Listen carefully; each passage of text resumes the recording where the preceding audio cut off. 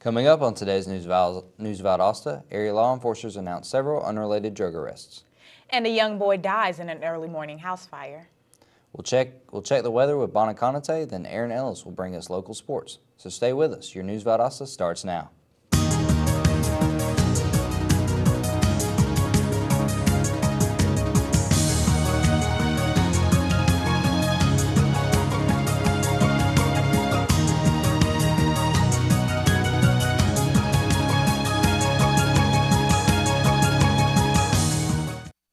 Welcome to News Valdosta. I'm Brittany Williams. And I'm Joshua Harrell. Authorities in Lowndes and Colquitt counties say they've made several arrests for drug possession and other charges. The Lowndes County Sheriff's Office says its Special Operations Division arrested 2 people on marijuana charges last Wednesday night. Officers say they were conducting surveillance at 1725 Vornto Road in Valdosta when they saw a marijuana sale take place. After deputies got a search warrant, they recovered 143 grams of marijuana valued at $1,600, as well as scales and packaging equipment. Arrested were 20-year-old Stacy Blackwell and 18-year-old Quentin Earl Hall. Both were charged with possession of marijuana with intent to distribute and possession of tools for the commission of a crime. Blackwell was also charged with giving a false name. Colquitt County deputies arrested a 35-year-old man wanted for probation violation last Wednesday, only to find out he also had possession of drugs. Reports say Douglas Eugene Fender was stopped by officers Wednesday afternoon on Riggs Store Road when he then tried to run away. Deputies say they got a tip about the car Fender was a passenger in. Fender allegedly told the female driver not to stop the car. She and another woman in the vehicle weren't charged, but deputies say they found an Altoids can containing what they think is methamphetamines. Moultrie police arrested a 23-year-old Funston man Thursday night after a Chevy Trailblazer failed to dim its lights, approaching a police car. Police say they stopped the driver, Dontavius Spence, for failing to dim his lights, but officers became suspicious and brought in a drug dog that allegedly found marijuana in the car. The passenger, Jamie Lee Godfrey, was charged with possession of marijuana with intent to distribute. Spence received a warning for failing to dim his lights. The Albany Doherty Drug Unit is looking for 32-year-old Carlton Alonzo Miller of Albany. Miller is wanted on a total of 20 warrants for previous incidents, as well as outstanding aggravated assaults and probation violation warrants. Deputies say Carlton Miller was spotted in a white Chevrolet Cavalier with drugs in plain sight. If you see Williams or know of his whereabouts, you're asked to call Crime Stoppers. Valdosta police say 2 people were inside of a house on the 800 of First Avenue when a bullet struck the home. The incident reportedly occurred just before 1 o'clock Saturday morning after 3 men in the area were seen to be shooting in the area. Police are continuing to investigate. A South Georgia boy has died following an early morning fire on Sunday. State Fire Commissioner Ralph Hudgens reported 9-year-old Jobry Copeland died in the fire, which injured the boy's 56-year-old grandmother, Queen Copeland. 4 other people in the house managed to escape safely. Firemen say the home was destroyed by the blaze and an investigation into the cause of the fire is continuing. Florida authorities need your help if you know anything about a missing 12-year-old girl. Tallahassee police are searching for the girl who has been missing since late last week. Tamia Pearson was last seen Thursday at approximately 7:30 at night. Pearson is African American with long black braids and brown eyes. She is 5 foot 5 inches tall and weighs 90 pounds. She was last seen wearing a light pink hoodie with dark sleeves, black basketball shorts, and pink and white sneakers. If you know anything about the whereabouts of Tamia, you're asked to contact the Tallahassee Police Department. Lowndes County residents are receiving bogus phone calls threatening them with arrest for missing jury duty. That's the word from the county sheriff's office, which say scam artists then offer to let residents settle the issue by paying a fine with their credit cards. Deputies say no one from the sheriff's office will ever contact residents by telephone and demand money for not being arrested. They say you should avoid giving personal information to a caller you don't know and that you should jot down the caller's number and contact deputies right away. How safe are Georgia's children from unnecessary deaths? That's the question county review boards are supposed to answer each and every time a child dies under circumstances where death might have been avoided. But critics say these fatality review panels aren't doing their job. The panels were set up in 1989 when dozens of deaths were connected to neglect or abuse after they were originally ruled deaths by natural or accidental causes. The Atlanta Journal-Constitution reported Sunday that in 2012, nearly 500 of the state's 940 child deaths weren't even reviewed and were classified as deaths by disease or premature births. Authorities later reported 7 of those deaths were drownings, 8 were suicides, and 10 were homicides. When we come back, we'll learn more on what people think about the controversial Sable Trial pipeline. And a state Senate bill may change Georgia's use of Common Core educational standards, so stay with us. What will you find at Valdosta State University? Challenging academics. Innovative hands-on experience. Over 100 fields of study. Engagement in a vibrant community. Caring mentors and friends. Service and leadership opportunities. Championship athletics. The full university experience at Valdosta State University.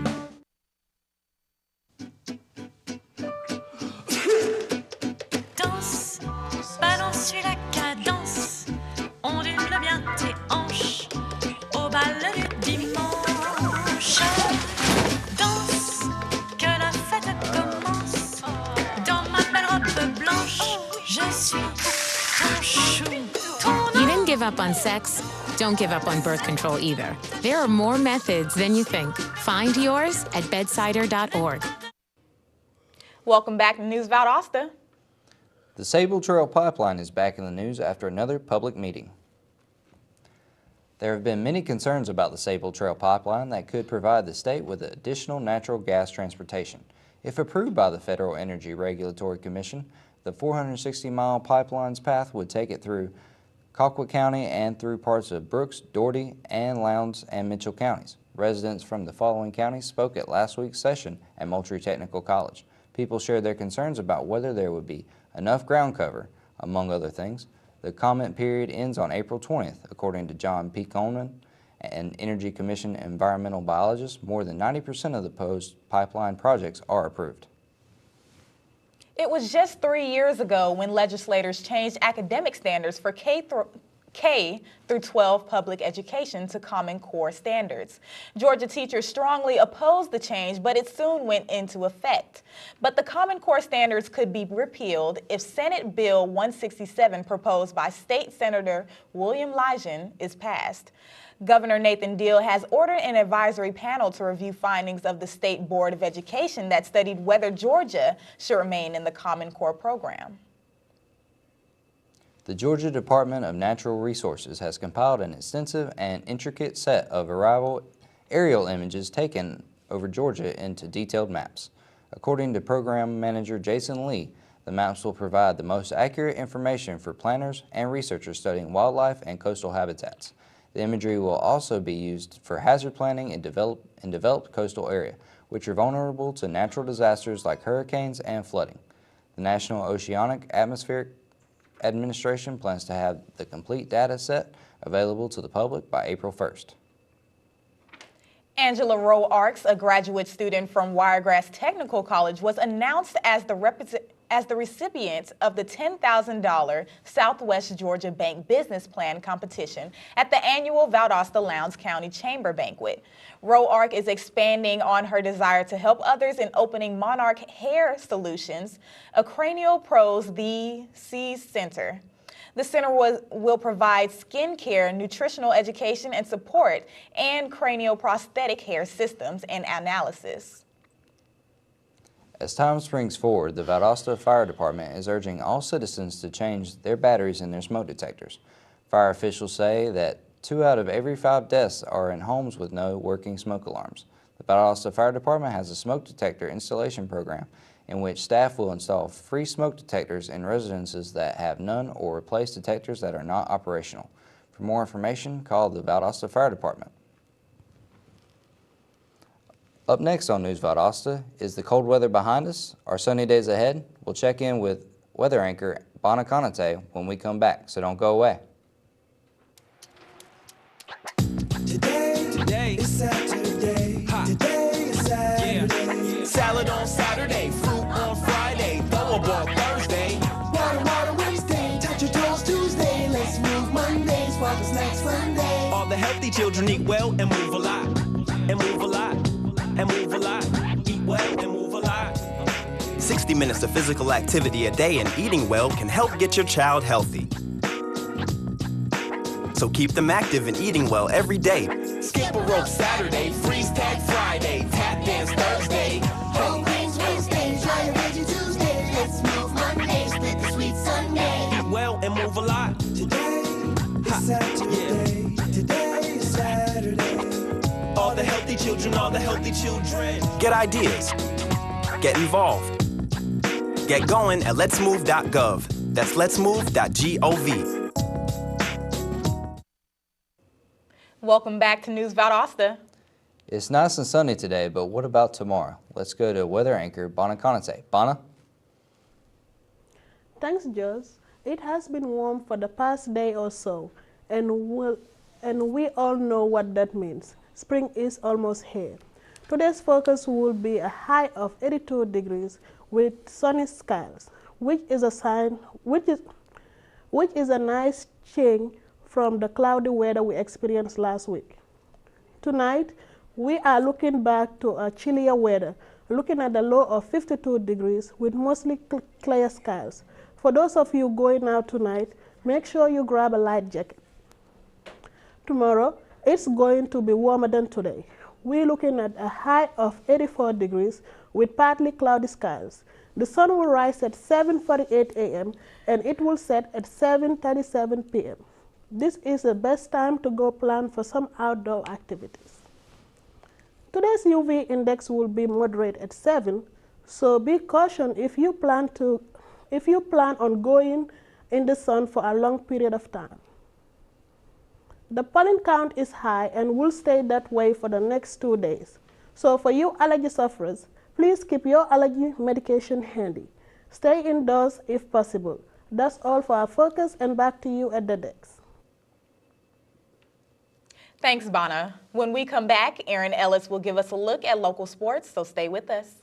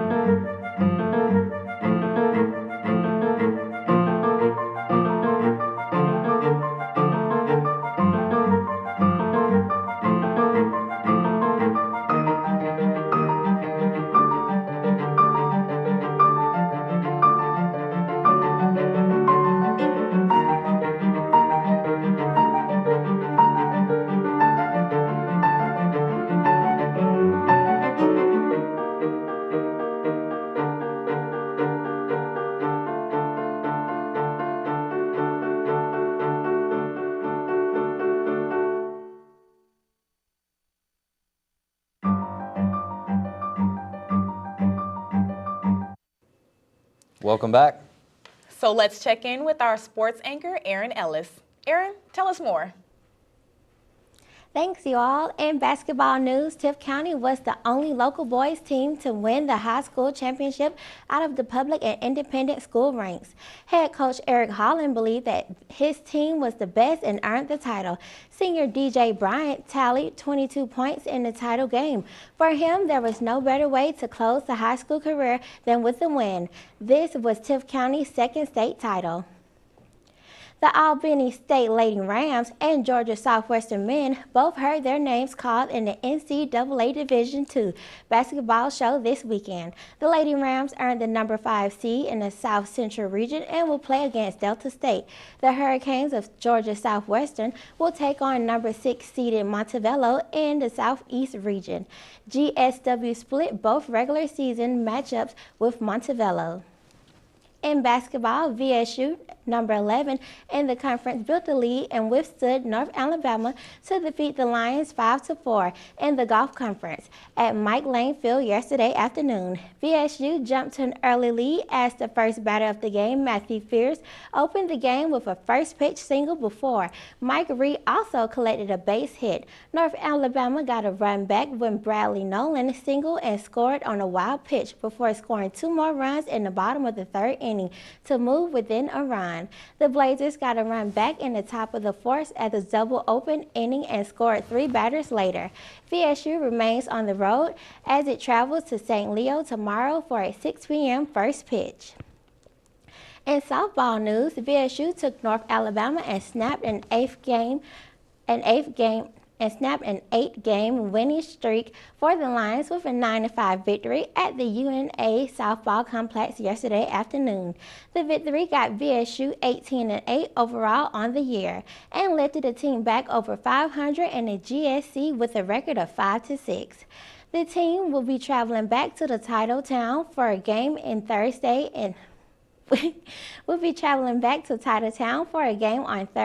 in Steele's Diamond at Blazer Park at 6 p.m. The Lowndes Viking baseball team has a game today at home against the Lee County Trojans. The Vikings are looking to turn a bad start with the Trojans, who actually have a worse record. The Vikings, who have only 2 wins and 3 times as many losses. The game starts this evening at 5:55, and let's see who climbs out of the cellar for a chance of redemption. Back to you all at the desk. Thanks, Erin. When we come back, let's find out what new program has preschool students excited about learning. So don't go away. We'll be right back. I got my MBA online at VSU. As a working mom who travels on business, I needed an MBA program that fit my schedule and allowed me to balance both my work and home life. VSU's Web MBA was perfect. I was able to spend time with my family in the evenings and then complete my assignments. My MBA is one of my greatest accomplishments. It was hard work, but I would do it again in a heartbeat. Don't wait. Start your MBA today.